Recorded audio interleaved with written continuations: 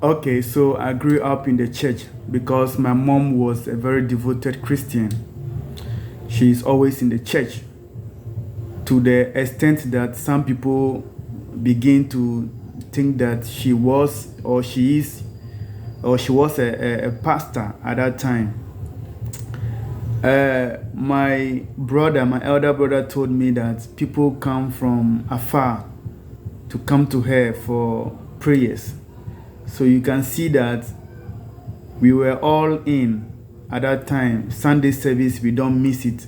Prayer sessions, we don't miss it. That was how serious or devoted we were to the Christian faith. But that is not what I want to talk about today, because every religion is good once they preach peace, love, harmony is good.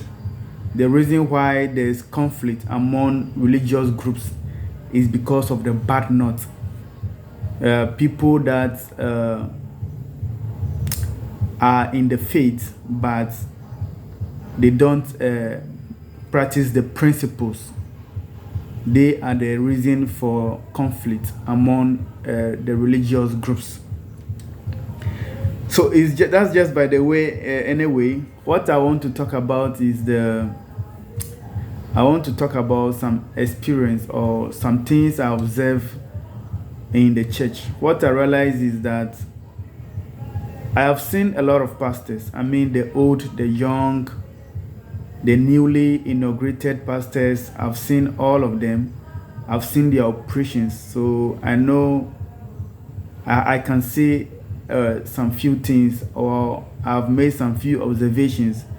That is what I want to talk about here in relating to semen retention.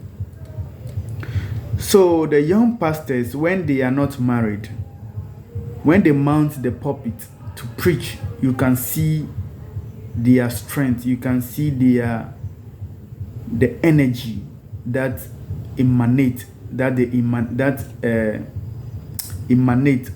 comes out of them. They preach powerfully, and you will be inspired. You know, you will see the women in the church. You will see how they are carried away by the operations of these young pastors. You know, they are very spiritual. Women are very spiritual. They are the portals of spirituality. I believe they are even more spiritual than the men, but that's not 100% to say. That's just something that I have observed. But when they get married, that strength, that energy that they show forth, you don't see them operating in that same energy again. So I think the reason why they become dull or they are not very exuberant is because they have started having a lot of sex when they got married. I am not saying that when they were single they were not having sex. Well, it could be true that they were having sex when they were single, but it is not as more like now that they are married.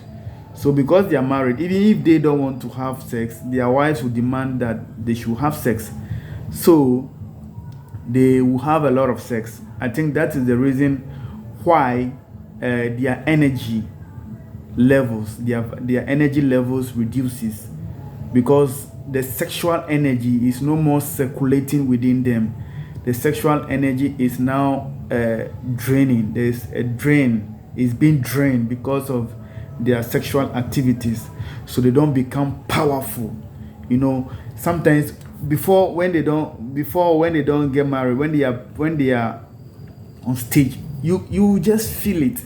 I mean, women will just be looking at them and they are out of the world. You see that they are so inspired.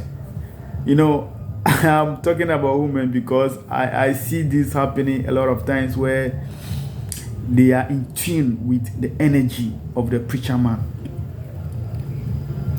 So that is my observation about pastors, how they operate, or how the energy that they show forth when they are single, and how that energy reduces, how it becomes dormant, is not as powerful as when they are single.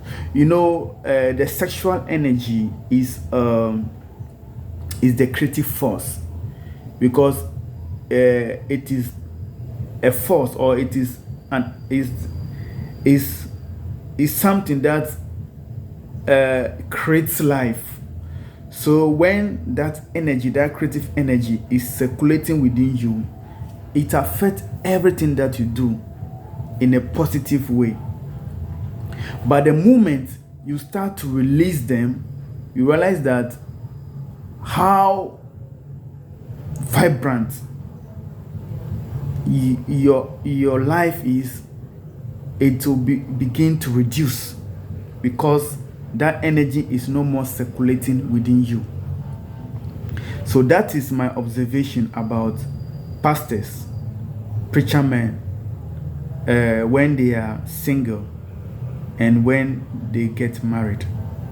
And it is for this reason, that is why we have to be conscious of who we take as partners.